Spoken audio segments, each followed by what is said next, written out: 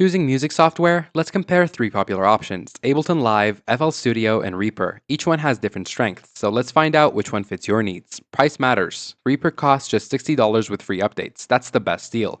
FL Studio starts at $99 and includes lifetime free updates. You can never pay for new versions. Ableton Live costs $749 for the full suite version. You can start cheaper with intro at $99, but you'll miss many features. FL Studio is easiest for beginners. The colorful interface and drag and drop workflow make starting simple.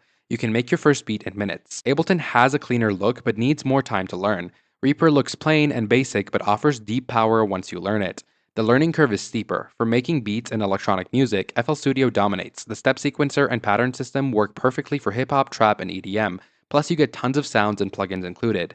Ableton excels at electronic music too, especially for live performance. Session View lets you experiment fast. Reaper can do it but needs more setup and extra plugins. Recording live instruments, Reaper wins easily. It handles unlimited tracks smoothly with detailed editing tools. Perfect for bands, vocals, and podcasts. Ableton and FL Studio record well, but Reaper was built for serious recording work. It's stable and fast even with huge projects. FL Studio packs over 100 plugins right out of the box, most variety from the start. Ableton focuses on quality with fewer but better effects and instruments. Reaper keeps it minimal but works with any plugin you add. All three support VST plugins for unlimited expansion. Pick FL Studio for easy beat making with everything included, choose Ableton for electronic music and live performance, and get Reaper for the best value in recording and mixing. All three make professional music.